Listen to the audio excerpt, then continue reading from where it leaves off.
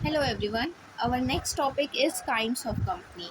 Kinds of company तीन तरह की कंपनीज होती हैं: company limited by guarantee, company limited by shares and unlimited company. देखो, कंपनी लिमिटेड बाय गारंटी में क्या होता है? For example, I am a member of a company. ठीक है, मैं मेंबर हूँ कंपनी की और मैंने कंपनी को बोला है कि ये कंपनी है, मान लो। ठीक है, ये कंपनी है।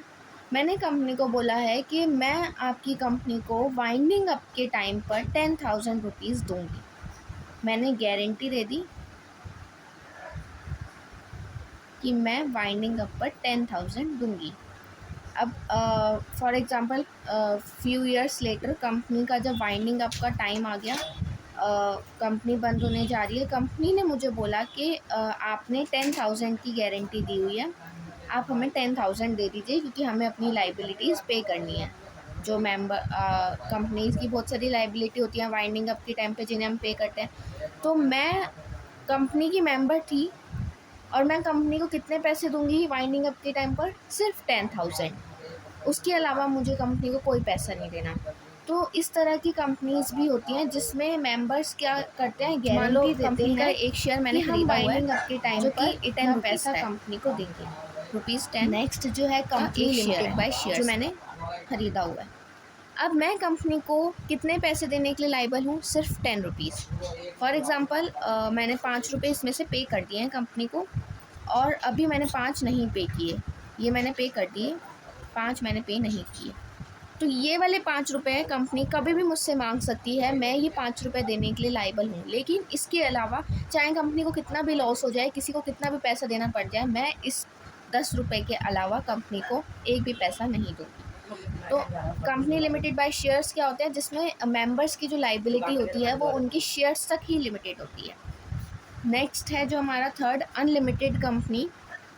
अनलिमिटेड कंपनी में कंपनी के जो मेंबर्स होते हैं उनकी जो लाइबिलिटी, अनलिमिटेड कंपनी कौन सी होती है कि अगर उसके मेंबर्स जो हैं वो पर्सनल एसेट देकर भी कंपनी की लाइबिलिटी को पे ऑफ करेगी।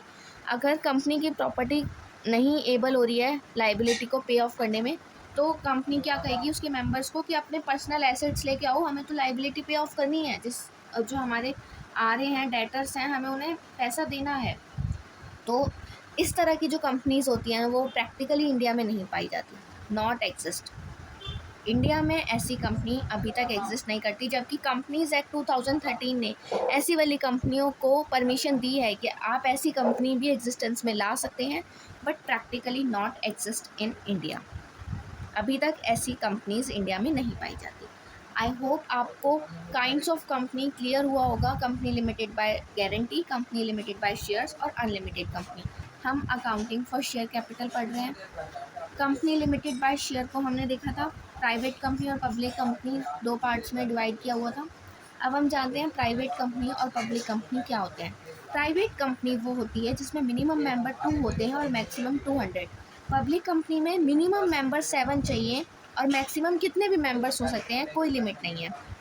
अब जो डायरेक्टर्स हैं प्राइवेट कंपनी में वो 2 होने चाहिए और पब्लिक में 3। ये तो मिनिमम है, इतने तो होने ही होने चाहिए।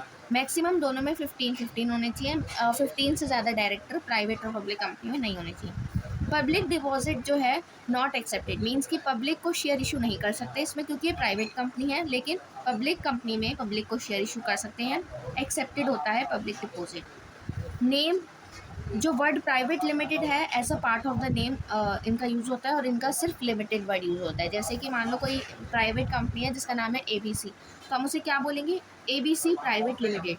लेकिन अगर कोई कंपनी है XYZ जो कि पब्लिक कंपनी है, तो हम बोलेंगे XYZ लिमिटेड। तो यही था प्राइवेट कंपनी और पब्लिक कंपनी का डिफरेंस।